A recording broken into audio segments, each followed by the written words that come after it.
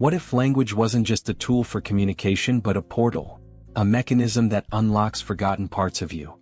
Not the type of motivational fluff that fades with the next dopamine hit, but ancient frequencies disguised as words, sacred triggers encoded into the fabric of consciousness. Words that were once whispered in temples, etched into stone, passed down in symbols, and now still echo inside you. Sounds far-fetched? Then explain this. Why, even when life seems stable, goals achieved, bills paid, validation received, does something still gnaw at you? Why is there still that hollow note beneath the music of your day-to-day? Perhaps you've never spoken it aloud. Perhaps it's just a tightness in your chest, a pause between thoughts, a tug you can't explain. That's not anxiety. That's the soul remembering. It doesn't arrive with lightning or revelation. It seeps in quietly, through moments of restlessness, unexplained fascination, sudden cravings for knowledge no one around you is asking for. When that begins, you're not falling apart, you're waking up. Because every ancient soul eventually hears this internal knock. And when it comes, routine stops making sense. Comfort becomes suffocating. Distraction loses its flavor. Suddenly, synchronicities pile up. Dreams feel charged. Numbers repeat. Phrases follow you. Words you weren't looking for find you at the exact moment they need to. That's not chaos.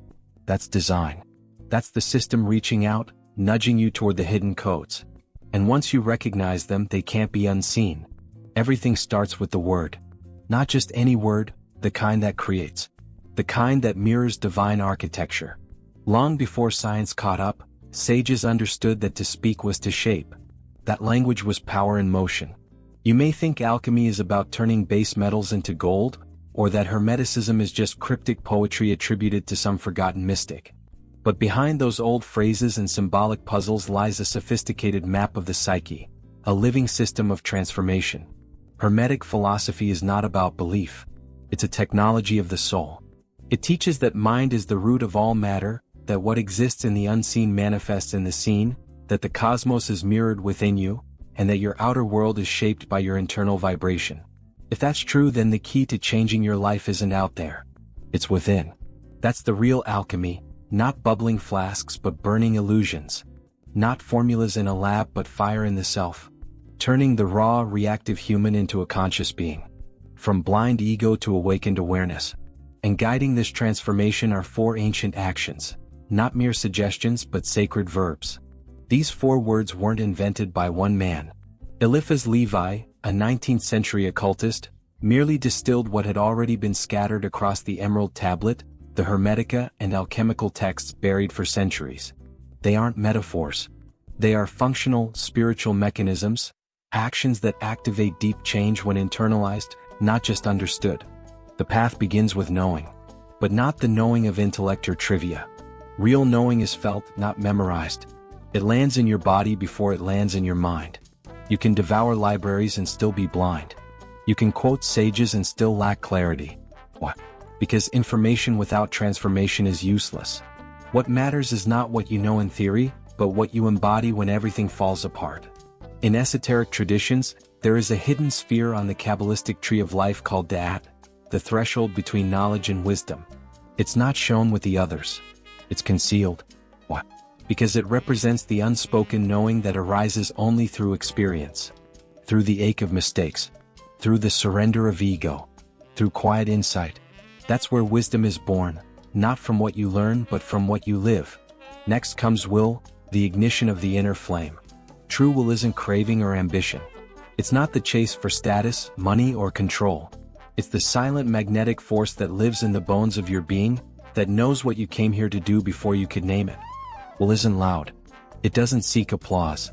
It doesn't need to be justified. It just is, and when it moves, you feel it like a current beneath your skin. Desire is fleeting. It shifts. It crumbles under pressure. But will, sacred will, remains. It moves stars. It governs tides.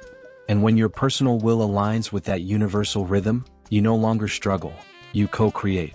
That's why Hermetic wisdom teaches that as above, so below. When you will with clarity, the universe organizes around you. But knowing and willing are not enough. You must dare. Daring is the bridge between inner conviction and outer action. It's the step taken while still shaking. It's acting even when doubt screams. It's moving forward without knowing what waits on the other side. Not because you're certain, but because the risk of staying the same is greater than the fear of change. The world is full of dreamers who never dared, who saw the path and waited for signs, for safety, for someone to say it was okay. But true transformation begins the moment you act. Boldness is a spell. It opens doors that logic keeps shut. The alchemists knew this. The fire must be lit before transmutation begins. Daring is that fire. It doesn't matter if the act is small. What matters is that it's real, that it's yours, that you move even an inch. Alchemy doesn't wait for perfect conditions. It begins with what you have. Light the candle. Speak the truth. Break the pattern. That's when the universe responds. And then, when you've known, willed, and dared, you must protect the process. To keep silent is not suppression. It's sacred preservation.